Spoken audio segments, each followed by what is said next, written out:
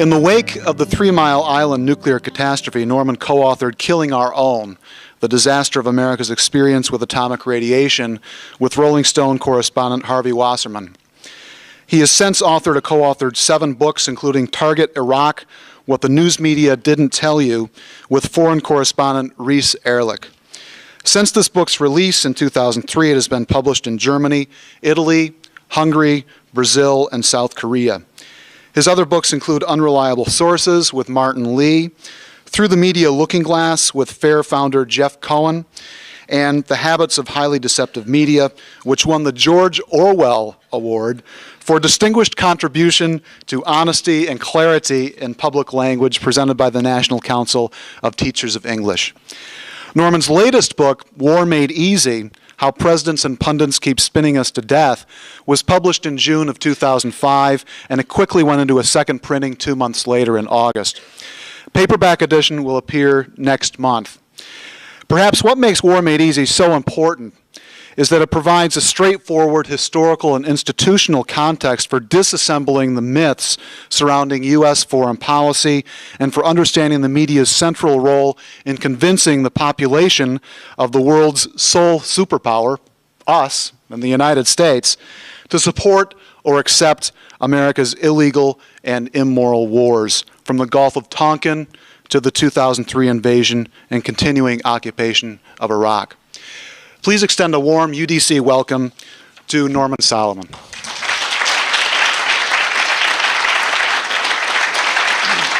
Thanks very much. Thank you. Yeah, it was about 5 years ago, and I've thought of this very often since then, at the first World Social Forum. Eduardo Galeano spoke of walking down the streets of a Latin American city, and on a wall he saw in big letters somebody had written, "Let's save pessimism for better times."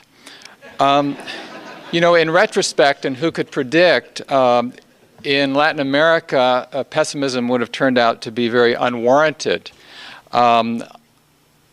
In deference to the importance of optimism and hope, I won't talk about the other continents right off. But really the question that I sometimes do dread that comes up is, well, are you optimistic? And I say, well, I'm not optimistic or fatalistic. I'm hopeful with some caveats, and it all depends on what people do. Of all the things that we have in front of us, the most deadly is passivity. The most deadly is going with the program, or as Galeano says, in some way accepting the idea that the future is another word for the present and the past. When I heard what Deborah had to say this morning, Deborah James, as always in print and in speaking, she very incisively talked about the key crossroads that at this moment humanity faces in so many different contexts, economic, political, geopolitical, in what kind of society we want to have. And when she was speaking about coverage of Venezuela in the US media, I remembered something that Aldous Huxley had written in an introduction to Brave New World. He said, lies are powerful, but even more powerful is silence about truth. And it is the omissions, the information of various types, not only the statistics, but the human dimensions. The omission of information is really the most powerful way in which the anesthetic of distortion and passivity is administered. I won't say every day, I would say every minute now, because there is no deadline anymore in US news media. The 24-hour cycle is now a nanosecond cycle, as we can see as we learn the latest about Michael Jackson and Jolo and everybody else on cable. Often I've lately thought of the metaphor of the body politic, that for democracy to function in a meaningful way, there has to be a free flow of information and ideas, a circulation of analysis, debate, facts, contention, different views of the world simultaneously competing or at least contesting in the public arena. And we have in the United States, despite all the rhetoric that we get, systemic blockage of the body politic. And we know what happens physiologically when there's blockage in a circulatory system. But chronically in the U.S. society, we've had these sort of blockages, the concentrations of capital, of power, of capacity to pass along information, to have debates blocked and blocked and blocked. And we've seen the results again and again manifested, including, not only, but including in terms of war, the country being dragged into one war after another. And it was only after War Made Easy came out that I realized of all the different meanings that the phrase had for me and that I was trying to include in the title, there was one I hadn't thought of when it came off the press, and that was also class war. That war from the top down on the basis of class is also made easy so many ways through the punditocracy, through the ways in which government officials function and don't function, through the routine ways in which some reporting goes on and other reporting does not. The most powerful propaganda being what blends in with the scenery. You know, it's a truism. You know, Deborah and I and Jim and people here in general, we have a bias. We have a political agenda. Unlike Dan Rather, Peter Jennings, Tom Brokaw, because they blend in with the scenery, which is the definition of balance. That they're part of the prevailing power structure and the wallpaper that is put up in the echo chambers of the news media. There are assumptions. If Adam Smith came back, he would be considered by the Wall Street editorial page to be a Marxist. Because he didn't really believe that wealth creates all labor. He had it backwards in terms of the tacit and sometimes explicit orthodoxy of the U.S. news media projected out onto the world. And so routinely on so-called public radio, on NPR, on PRI, we get the business reports, we get the hourly updates on every tick of the Dow and the FTSE and we don't have, let alone a daily or an hourly, a weekly labor program. You pick up the Sun Sentinel or the New York Times or any other daily paper in the country, large, small, they all have a business section, not one has a labor section. Why? Because the assumption, there are only 100+ million people in the country working or trying to work for a living every day. How could that compete in terms of importance to the trials and tribulations of the CEOs and the investors and so forth? And so that becomes normalized. That's routine, that's objective, and that is professional. If you went into a newsroom as an employee tomorrow and you said, hey, what gives? I picked up the paper this morning. There's a business section again. There's no labor section. Or go into All Things Considered, a morning edition, and say, I'm thinking about our on the half-hour newscasts, and there's a business update. Where's the labor update? Where's the report on what is the wait times now average across the country in emergency rooms for people without medical coverage? What is the on-the-job injury rate that is preventable, released by the Department of Labor? Let's give an update, not just every fluctuation of the stock markets. Well, obviously, that's not considered in the realm of responsible journalism, which says something about the realm of responsible journalism as it's defined. When we look and try to put in perspective the flow of the last 5, 10, 20 years, the historic continuity is striking, but also how more extreme the militarism of our political culture is, the political economy, the media. I was thinking that my first attendance to a UDC conference was in 1991, just after the Gulf War, and who would have thought there would be so many wars in the next 10 or 15 years. There is a continuity, but there's an extreme direction that the policymakers have moved in, and I think we're at a situation where quantity does beget a qualitative difference in the kind of policies we have, the way in which the policies are administered, the effects on people, and the dangers involved. People say, well, what difference would it make to wrest away from the Republican Party the control of the Congress or the White House? And in many ways, we know it would make very little difference. And yet, it's necessary, but obviously not sufficient, to first dislodge the extreme right wing from state power. It's impossible to imagine that we get the kind of progressive change or momentum we want as long as they remain in power, even though if they're ejected, we may not get very far. I've really been struck by how in the last 50 years, which is the period I've lived through, not coincidentally, but that I've also tried to study in recent years, historically, the way in which militarism, the way in which class war has been absolutely central to the basic political and media power structure of the country. And the omission process includes putting down in the deep Orwellian hole statements by mainstream leaders. Dwight Eisenhower, when he talked about the military-industrial complex, that phrase is rarely mentioned in the U.S. news media, and even more rarely mentioned in a serious way. If it is recalled, it's kind of as a toss-off phrase.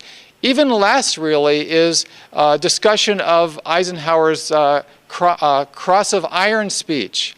And today we could say, and this could be a powerful sort of grounded message having to do with the economy, having to do with people's lives, echoing what Eisenhower said several decades ago, that every tank, every battleship, every bomber, every bullet is in a real sense a theft from the children of the world. That's a powerful, real, human-based analysis and message rarely heard in the news media of this country. If you, for instance, watch Washington Week in Review on PBS on Friday night, and if you can stay through the whole half hour and be awake at the end of it, you'll notice that there's a lot of commercial plugs at the beginning and end. So you have the first of this year, a company with, you might say, a passing interest in decision-making in Washington, the Boeing Corporation, has signed on as I can't say an advertiser. They are able to purchase enhanced underwriter credits. They're not commercials. And you'll notice the difference on PBS. You know you're not watching a commercial when it's Mozart and when they're Volvos, and it's very, kind of erudite sounding in terms of ambience. Well, I call and I talk to people who do the PR for Washington Week in Review, and it used to be called White Washington Week in Review informally, but they've made some cosmetic changes. And they said, well, of course this doesn't influence us, which is the standard matter here in terms of the message from the PR department, but you watch the show and you realize the way in which certain topics are simply, and again this goes to the propaganda function of omission, absolutely off the table. Somebody quotes Eisenhower along the lines that I've just discussed, not really something that would enhance the possibilities of Boeing renewing. These are obviously topics that have been redefined as highly controversial and even worse, not worth exploring because they're not part of the political agenda of the country, which is to say certain agendas. The way in which terms are redefined, are you for globalization or against it? Well, there are many, many people around the world. They're in favor of globalization for human rights, for sharing of cultures, for solidarity and labor rights, for protection of the environment. But then, of course, it's the corporate globalization that gets a very different response from the elites and from the grassroots. I was recently in Greece just a couple of weeks ago, and I was asked at a forum, what has happened to the American dream? And that kind of stopped me for a moment, since it's capital A, capital D. And my response, the best I could come up with, is, well, I think for several hundred years there have been basically two American dreams. One has been for social justice, and the other has been to get as rich as possible. And those are competing visions, and the news media have promoted, I think, increasingly one more than the other, even though it was never a pretty picture in terms of the values being promoted by mass media.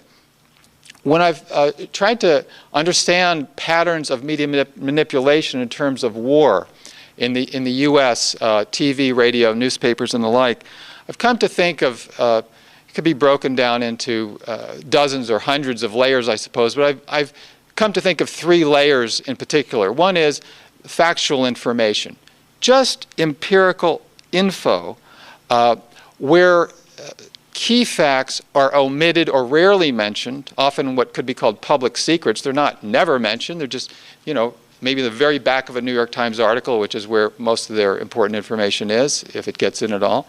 And then also the insertion of lies, deceptions, and distortion. So that's a factual layer. Then there's one of analysis. What does it mean? How can it and will it and is it being spun?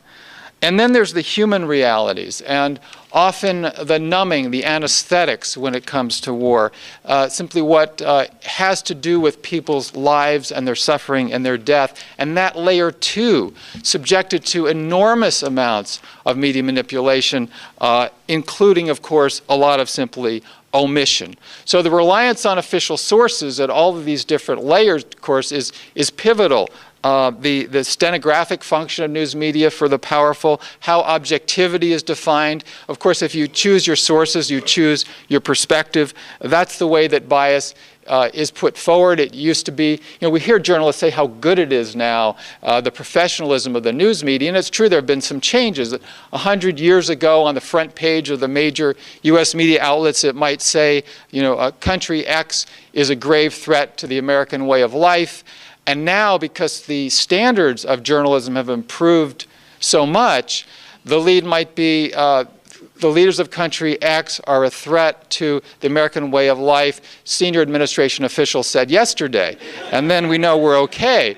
It's when you come down to cases, and whether it's coverage of particular countries or dynamics or U.S. policy, that the really grotesque and the sometimes overused Orwellian term really does become applicable and comes into play. And when we talk about, for instance, the NSA, it took, even though I worked on the story, it took many days after the NSA scandal broke last December through the New York Times for me to realize just the roots of the NSA involvement in spying and war preparation in the last few years vis-a-vis the United Nations.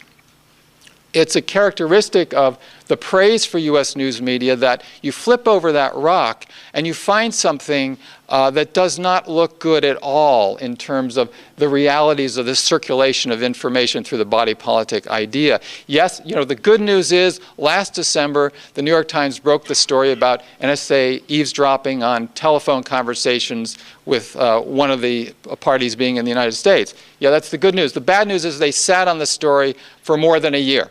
They waited. They had the essential story before November 2004. And part of the explanation for why they held the story is that when they first got it, these are by they, meaning the very top of the New York Times, the ownership, the top management, Bill Keller and so forth, it was too close to the presidential election of the United States.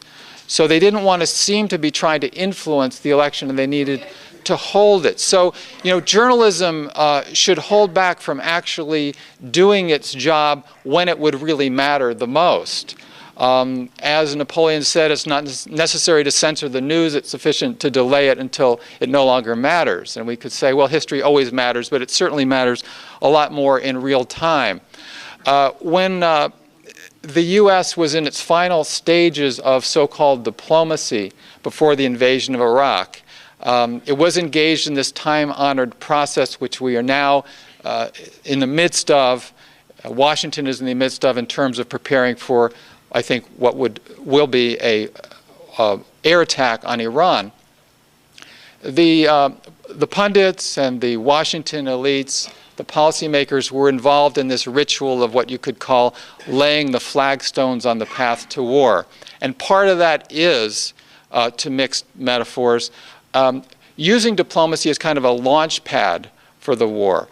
Because it matters what people think, we live in a society with elements of democracy, so therefore getting the population to feel, if not overwhelmingly supportive of the war, at least to not generate enough opposition that it would cause a real problem, it's necessary to accentuate the idea that diplomacy is underway. And you have this ritual of the Secretary of State and other officials, they go to New York, to the UN, they shuttle to foreign capitals, they say, how they're really hopeful that this problem can be resolved through diplomacy. And it's, as Bertolt Brecht said, when the leaders speak of peace, prepare for war. When they speak about how much they really care about diplomacy, then you've got a very serious militaristic problem on it. One of the horsemen is galloping along towards at least a little bit of an apocalypse for some people. So you flash back to early of 2003.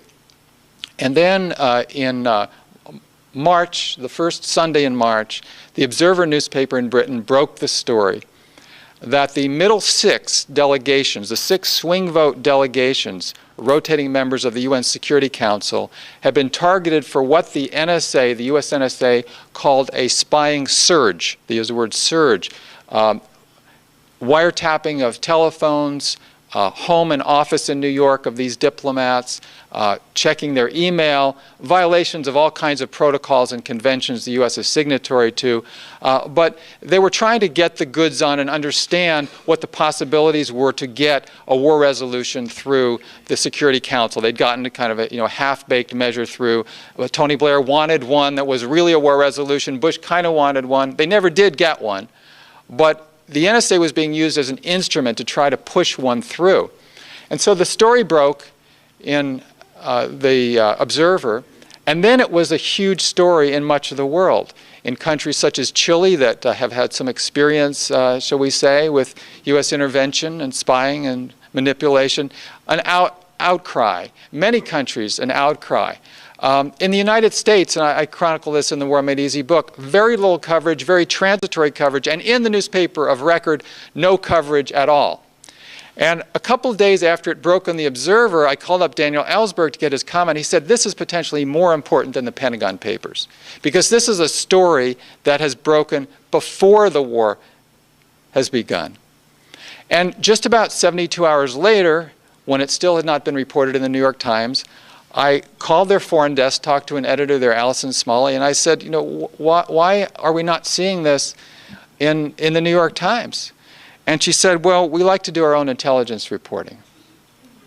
And then she added that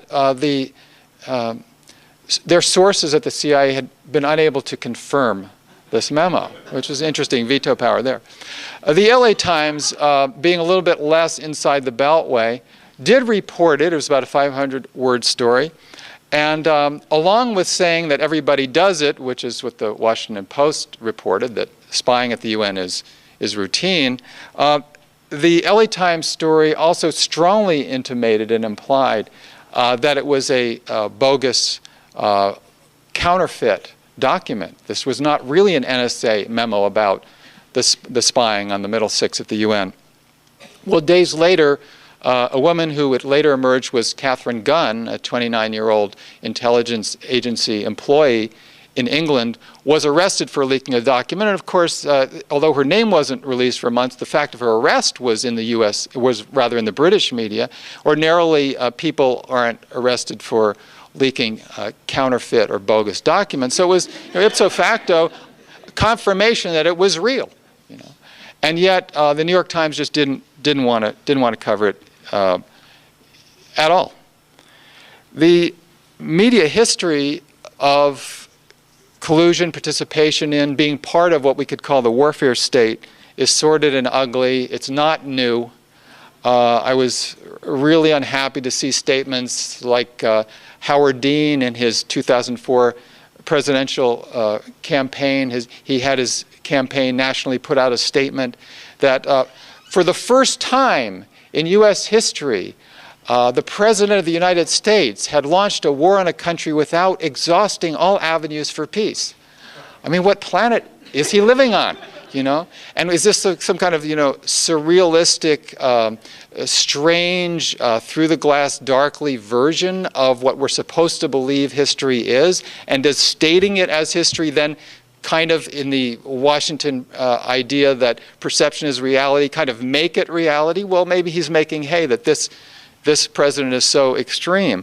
But I think that kind of, whether what do we call ourselves or others call us, scholars, educators, students, researchers, activists, just putting up bogus history because it's useful perhaps at the moment will come back and bite you sooner or later. If the baseline of U.S. military intervention is assumed to be appropriate, and we have this glitch called the Bush administration, then watch out.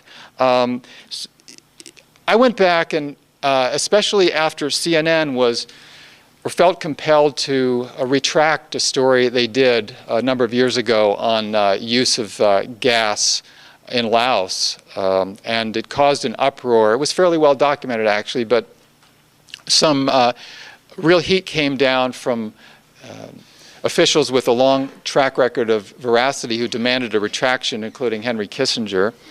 And CNN dutifully retracted. And I thought, well, gee, this was the late 90s. And I thought, gee, you know, the Gulf of Tonkin reporting was known now to be totally deceptive and fallacious. So I wonder if the New York Times and Washington Post have ever retracted their coverage. And, you know, I'd gone to the microfilm, and this is, you know, of course, it's not on Nexus or electronic databases, and you see these kind of blurry front page stories, New York Times, Washington Post, LA Times, all in early August 1964, reporting as absolute facts, absolute lies. And I called the Times, couldn't get any sort of answer. I called the Washington Post and eventually was referred to Murray Marder, who I could see on the microfilm had written the front page diplomatic coverage of the Gulf of Tonkin incidents. And I reached him at home, retired, and I asked him if there had ever been a retraction. He said, no, I can assure you, Mr. Solomon, there's never been a retraction of the Post coverage of the Gulf of Tonkin. And I asked, well, why not? And he paused and he said, well, if the news media were going to retract their coverage of the Gulf of Tonkin events, then they'd need to retract their coverage of just about the entire Vietnam War. Now, he wasn't trying to be funny. It's not exactly a perspective, shall we say, that gets a lot of discussion in the U.S. news media. One of the things I've tried to look at is some of the wars that haven't gotten much attention. And I should say my War Made Easy book got almost no mass media reviews. The exception, really, was the Los Angeles Times, which gave it a fairly positive review, actually. The one caveat was that the first chapter, the reviewer said, had kind of labored on an obscure event, the invasion of the Dominican Republic in 1965. Well, actually, that's why I wanted to lead off with that, because it has been obscured, and also because certainly it wasn't obscure to the 3,000 people who had been living in the Dominican Republic who are estimated to have lost their lives, or the few dozen U.S. soldiers who died, or their loved ones. And you have these kind of patterns which are so boilerplate, and just the evidentiary record, the history, what has come out of the archives and through FOIA and been released, is devastating.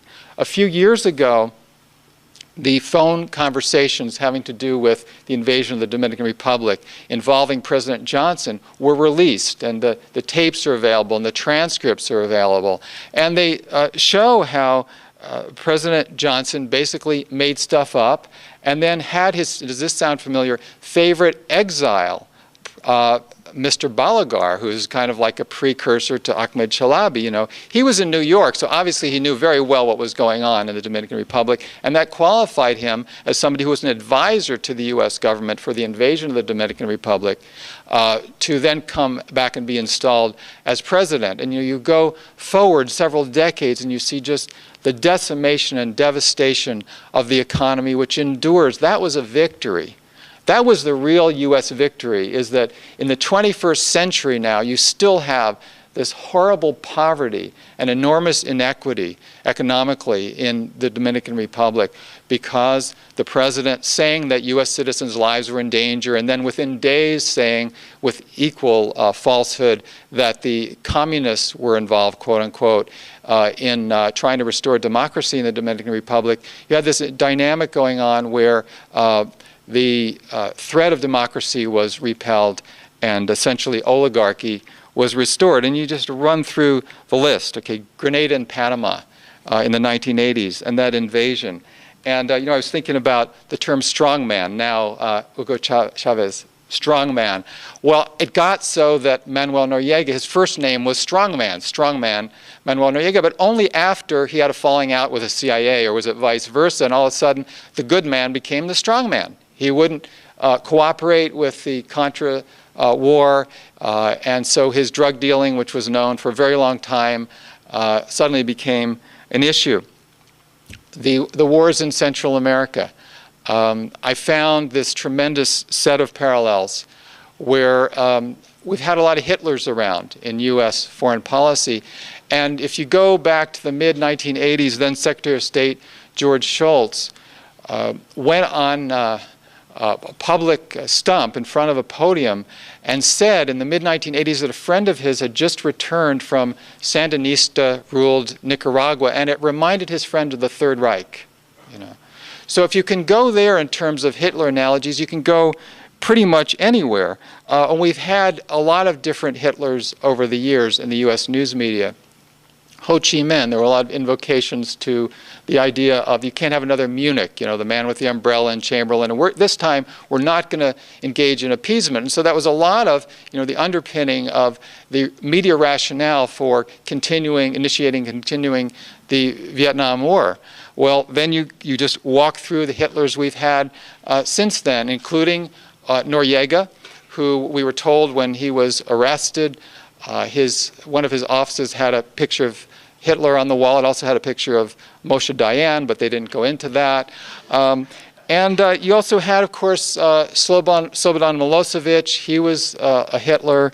You had Saddam Hussein, who became a Hitler a few years after, in December 1983, Donald Rumsfeld, representing the Reagan administration, went to Baghdad, and there's the famous photo, although it's not in the U.S. news media much, of the handshake deal where they were going to increase agricultural credits and precursor chemicals for chemical weapons and all sorts of aid to Saddam Hussein's regime. And Saddam Hussein was a Hitler, but not then. A few years later, when he crossed the U.S. government, the New Republic magazine published a story in the late 1980s, and they said in the article, point blank, that the United States had to give more aid to Saddam Hussein's regime.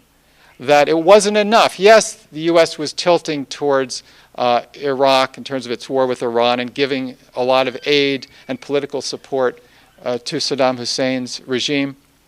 But the article said that it wasn't enough. And then a couple of years later, when the invasion of Kuwait happened by Iraqi forces, the same magazine, the New Republic, published a full cover picture of Saddam Hussein's face, and the magazine digitally adjusted his mustache so it would look much more like Hitler's mustache. So that gives us an idea of the way the ebb and flow goes on. The question of does history matter is one that the U.S. news media, I think, dodge constantly. And it's a possibility that we have to simply bring up history. I mean, I think more and more progressives are understood by many journalists and historians to be fighting for history to be preserved or exhumed. Whether it's the Donald Rumsfeld photograph and all that it implies, whether it has to do with all kinds of double standards on human rights that have been in play and continue to be in play in terms of news media and U.S. foreign policy. It was Philip Graham who resuscitated the Washington Post in the 1930s and 40s as the owner, who said that journalism is a first draft of history, which is kind of scary, especially since it's understood in the long run to be the last draft of history. When you look at the quality of it, then we are often in kind of Orwellian land. I think one of the key aspects in terms of setting the stage for war is the double standard on human rights. If it would be possible in the U.S. news media and public discourse to establish a single standard of human rights, it would fundamentally change the terrain through which the powers that be drag this country into war time after time. Just a couple of quick examples. You may have heard once or twice or a few hundred times that Saddam Hussein gassed his own people about his crimes against the Kurds. And of course, you go across the border into Turkey, and the Turkish government in the 1990s committed horrible crimes, by any definition, extreme ethnic cleansing, destroying thousands of villages, torturing, making speaking of the Kurdish language illegal, something that made what Slobodan Milosevic did seem, while certainly horrible, comparatively mild in terms of magnitude at least. And yet through the news media, even while the agenda building went on for the invasion of Iraq, no mention, even then, of what Turkey had been doing to the Kurds. And when I and others would bring this up, and radio talk shows and so forth, the common response is, that's ancient history. Why are you talking about the late 1990s, or even before that, And yet these are the same sources that continue to say, well, Saddam Hussein, he gassed his own people. What are you trying to ignore? What he did in the 1970s and 1980s and 1990s, and yet, of course, this was concurrent with a lot of U.S. aid in the process. I want to talk about a war that the liberal, quote, liberal media, and people who were self-described as liberals, or even on the left, loved to love, and that was the war on Yugoslavia. For 78 straight days, the U.S.-led NATO forces bombed Kosovo, Yugoslavia, and at the end, the Pentagon proudly announced that not a single U.S. life had been lost throughout that entire 78 days. The argument was that we needed to stand against this Hitlerian force in Europe, that ethnic cleansing could not be tolerated. And yet if you go and you do reach into that Orwellian vacuum tube, you find August 1995, at least 150,000 Serbs were forcibly driven out of the Krajina region. Franjo Tuđman, essentially a fascist, announced and launched what he called Operation Storm. And there's good branding that is learned from the U.S. government. Desert Storm, 1991, 1995, Operation Storm, kind of like a force of nature, right? And Misha Glenny, the BBC correspondent, said Serbs were being shot like rabbits. And Carl Bildt, the former Swedish prime minister, and then at this point an EU negotiator, this is what he said. He said, this is contemporaneous to the ethnic cleansing.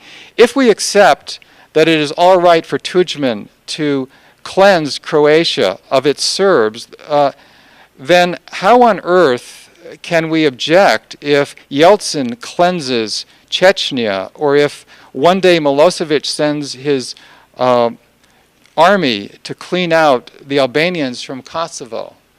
This is the middle of 1995. Then Misha, and the media image is often, well, the president, he's busy, or he has other priorities, or he didn't take action quickly enough. And so one might assume that that was the case, but it was not the case. As Misha Glenny reported in his book, The Fall of Yugoslavia, quote, the entire offensive was undertaken by the authorities in Zagreb with the support of the United States government. President Clinton himself welcomed Operation Storm. So it's, Clinton was not in a good position to preach against ethnic cleansing, since he had supported it, any more than he was in a good position to get on the presidential bully pulpit when the tragedy happened at Columbine High School and talk about how violence is never a way to vent one's emotions or outlook, while even then some of the heaviest bombing of Yugoslavia was going on under orders of the president. Well, these are not contradictions that the news media are interested in this country in talking about, but they're contradictions that are really part of the linchpin of what progressives can do to expose the kind of political economy and media system that we live under. If we go back and look, for instance, at the New York Times front page the last Sunday of April 1999, it stated, and this is the lead of the news report, NATO began its second month of bombing against Yugoslavia yesterday with new strikes against military targets that disrupted civilian electrical and water supplies. I think that's just remarkable. You can bomb military targets that disrupt civilian electrical and water supplies, but it's just military bombing, even though it violates Geneva Conventions and other accords the U.S. is a signatory to. Obviously, hospitals, medical clinics, elderly, others who are vulnerable. They're going to have their electricity and water cut off. This is a crime. This is a war crime, and yet it's being reported in the New York Times as bombing military targets.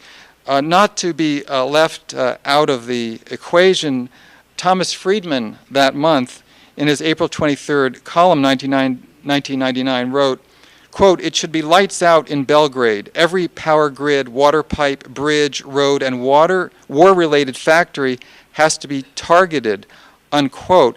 And really, when you read what Thomas Friedman, for instance, has written, and let's not pick on Fox News, for the moment. Judith Miller in the front page of the New York Times had more to do with dragging this country into the invasion of Iraq than Fox News could ever dream of. If you look at Thomas Friedman, the avowed liberal, praised, the world is flat and so forth. During the bombing of Yugoslavia, he went on television, he wrote columns, and he used the phrase, and he recycled it, and this is the kind of recycling I'm against. Again and again, he used the phrase, "Give war a chance." Give war a chance. And then, when the bombing of Afghanistan was underway, a couple of years later, he recycled again. He said, "Give war a chance." Well, how can we understand that? Well, I think one of the taboos in U.S. media coverage, or let's say commentary, is to look at the possibility that among many other factors, and I do political and media analysis, not psychoanalysis, but one of the factors that is an element here is there's a strong streak of sadism among policymakers and a lot of the pundits. And so what do you make of those kind of comments from Thomas Friedman? More analytically, perhaps, we can go to his 1999 book, The Lexus and the Olive Tree, recently off the press, the same year as the bombing of Yugoslavia. This is what he wrote, Thomas Friedman. Quote, "The hidden hand of the market will never work without a hidden fist. McDonald's cannot flourish without McDonnell Douglas, the designer of the U.S. Air Force F-15. And the hidden fist that keeps the world safe for Silicon Valley's technologies to flourish is called the U.S. Army, Air Force, Navy, and Marine Corps." And we should give him credit for candor there. The war on terrorism, as it's called, is an outgrowth of a godsend for the right wing, the Bush administration. What happened on September 11, 2001 probably saved the Bush presidency if you look at the trajectory of the polls. And I think one of the huge challenges we have now is to really look at the media's and the political elites' functional use of the term terrorism. It's not easy, it's been walled off as a discussion. And yet, if we're going to have a single standard of human rights, we also need to have a single standard of terrorism. So, for instance, Colin Powell was in Latin America when 9/11 happened. And he very quickly issued a statement, and he said that we have to condemn those who destroy buildings and kill people for political purposes. And I think he's absolutely correct. And if you go back and you look at, say, what did he tell a New York Times reporter, and I quote exactly in the book, when the Gulf War was over, and he was asked, what's your assessment or view of these civilian casualties in Iraq as a result of the 6 weeks of the Gulf War? And Colin Powell said, well, that's not a number that concerns me very much. You have essentially state terrorism where the actions that are taken predictably will kill large numbers of civilians, and yet we're told that that's very different than any sort of thing under the category of terrorism, even though as it's experienced by people who have a cruise missile arrive in their neighborhood or whatever the military form of attack, they are being terrorized. They're being terrorized on the basis of deceptions that serve as political and media rationales for the attack to begin with. And then the lies are recycled, and the news media not only are belated, if ever, in challenging the lies, but wall off the kind of terroristic experiences at the other end of the U.S. missiles, the terror that's experienced from the lies, and making that connection. The president lies, people are terrorized. It's not simply an inevitable war or to use the terrible phrase collateral damage. It has to do with an entire system of the warfare state.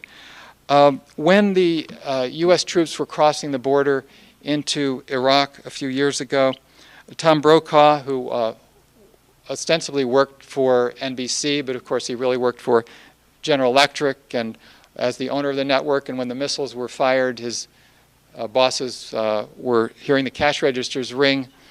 He was not going to bite the hand that signed his paycheck. This is what he said on the air. He said, quote, "One of the things that we don't want to do is to destroy the infrastructure of Iraq because in a few days we're going to own that country," unquote.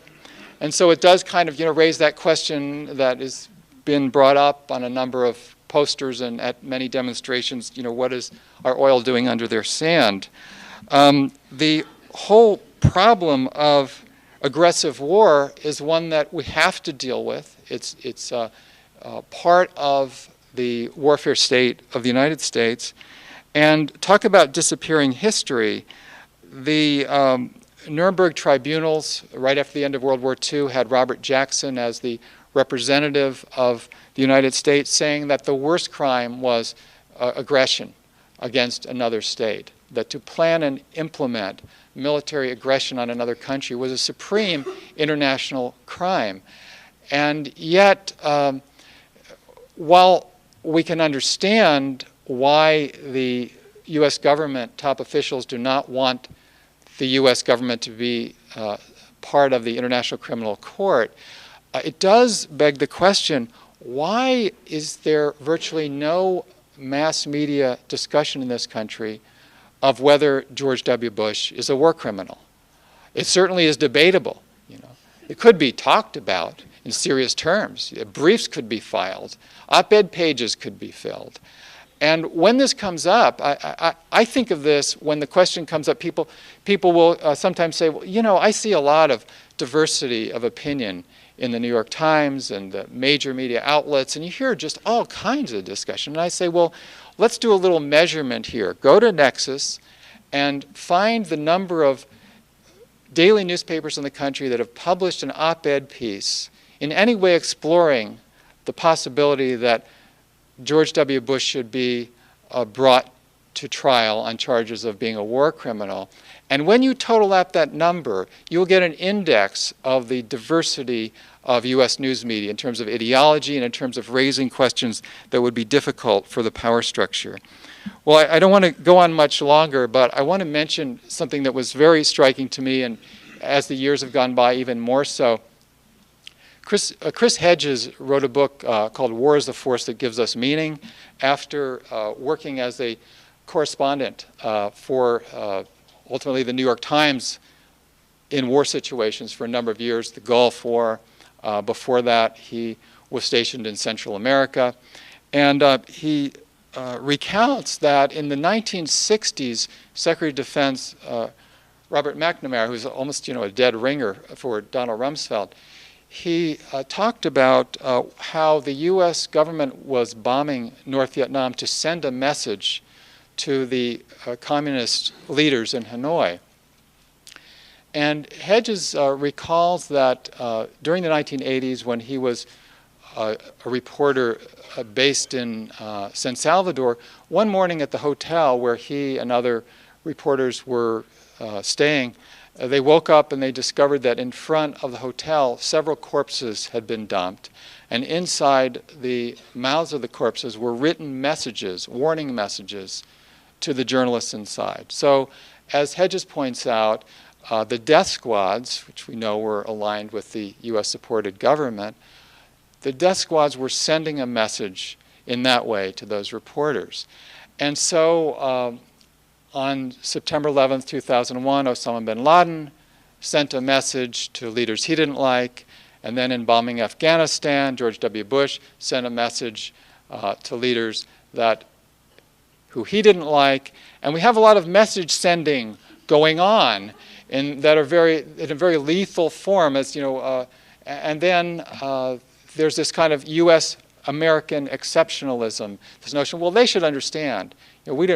We're sorry that some people got killed because of our action, but they should understand we didn't mean it, unlike those other bad people, which of course doesn't go very far, that kind of exceptionalism, and yet it's really inherent, almost an automatic assumption in US media coverage. And it's as though we're told, well, you know, if there was a crime committed, a bank robbery or murder or whatever, and then we're going down the streets of, say, West Palm Beach, and the police at noon hour are spraying the storefronts with machine gun fire because they think somewhere out there is a perpetrator of the crime. And you have all these people who have been shopping and who work in these stores, and they're killed.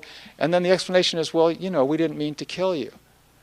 I don't think that would be acceptable in a civilized society. And yet that's exactly the kind of argument that we get from the media justifiers of US foreign policy and war. That we didn't, unlike those bad people, we don't intend to do it. We know it's going to happen, but we didn't intend to do it, so therefore we're not culpable. We're not culpable at all.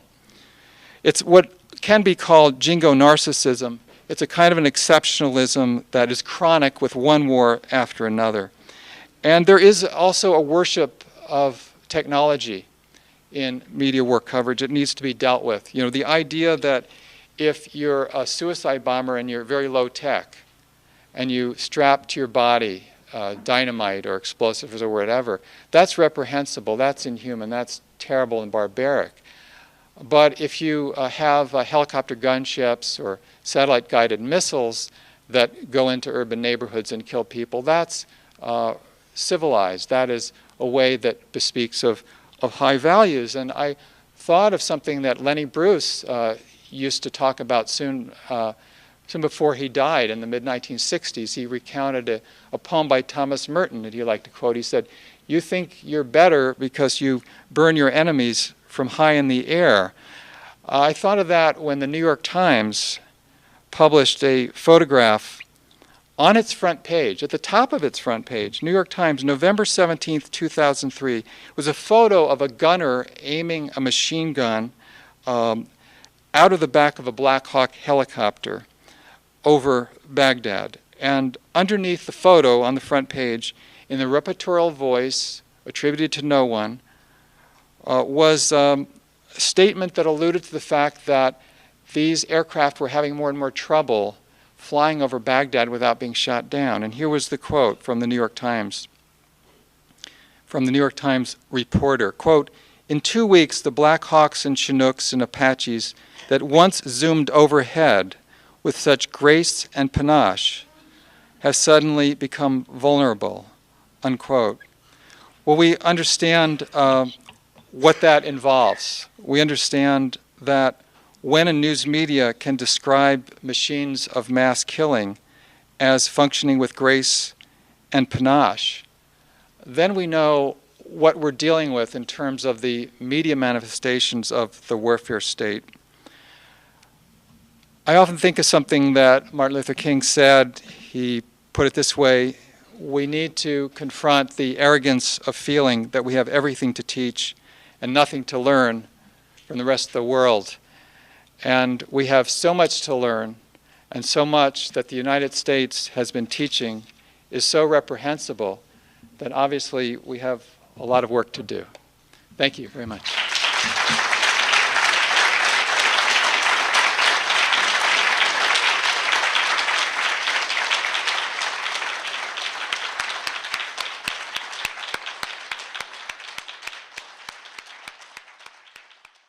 And immoral wars, from the Gulf of Tonkin to the 2003 invasion and continuing occupation of Iraq.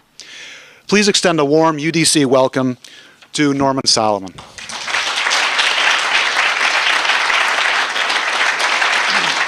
Thanks very much. Thank you. It was about 5 years ago, and I've thought of this very often since then, at the first World Social Forum.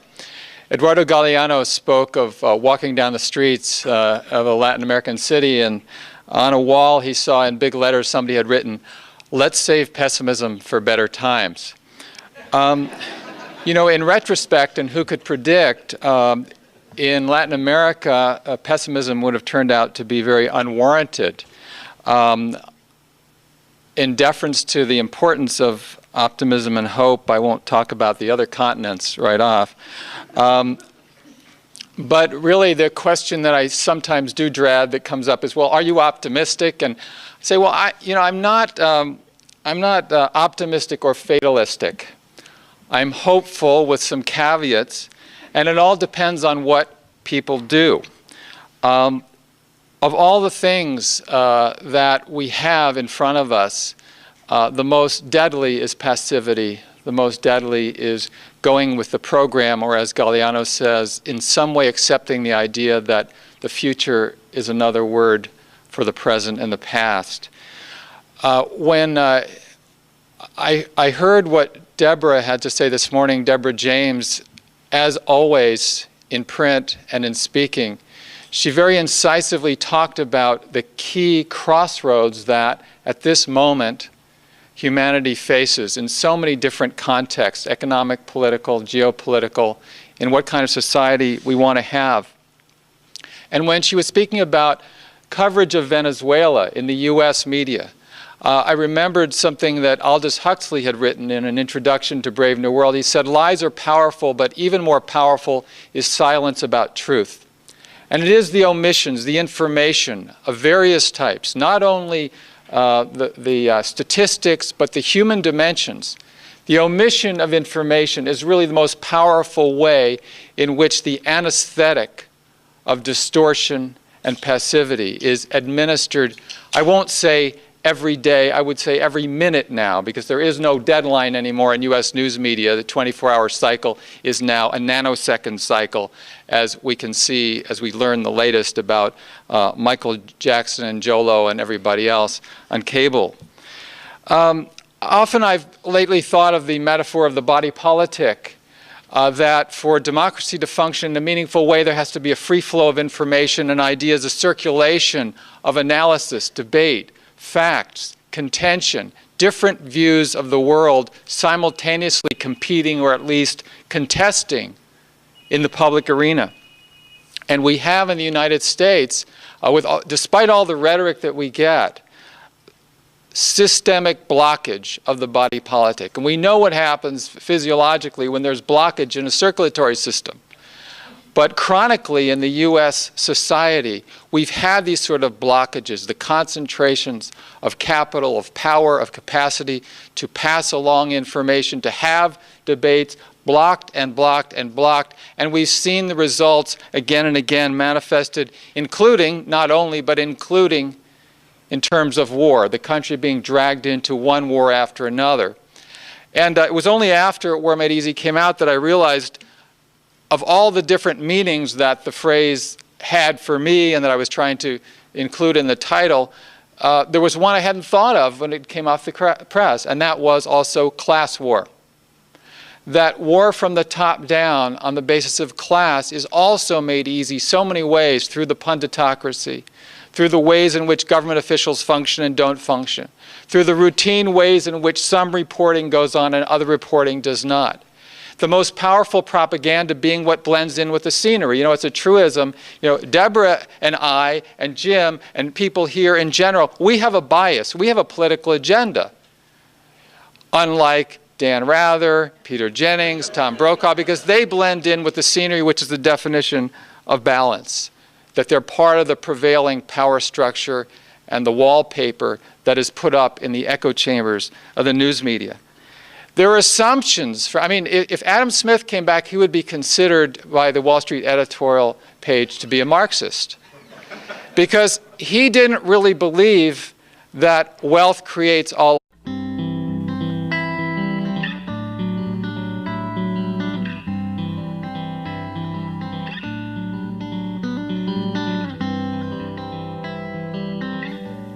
In the wake of the 3 Mile Island nuclear catastrophe, Norman co-authored Killing Our Own, The Disaster of America's Experience with Atomic Radiation, with Rolling Stone correspondent Harvey Wasserman. He has since co-authored 7 books, including Target Iraq, What the News Media Didn't Tell You, with foreign correspondent Reese Ehrlich. Since this book's release in 2003, it has been published in Germany, Italy, Hungary, Brazil, and South Korea. His other books include Unreliable Sources with Martin Lee, Through the Media Looking Glass with FAIR founder Jeff Cohen, and The Habits of Highly Deceptive Media, which won the George Orwell Award for distinguished contribution to honesty and clarity in public language, presented by the National Council of Teachers of English. Norman's latest book, War Made Easy: How Presidents and Pundits Keep Spinning Us to Death, was published in June of 2005, and it quickly went into a second printing 2 months later in August. Paperback edition will appear next month. Perhaps what makes War Made Easy so important is that it provides a straightforward historical and institutional context for disassembling the myths surrounding U.S. foreign policy and for understanding the media's central role in convincing the population of the world's sole superpower, us, in the United States, to support or accept America's illegal labor. He had it backwards in terms of the tacit and sometimes explicit orthodoxy of the U.S. news media projected out onto the world.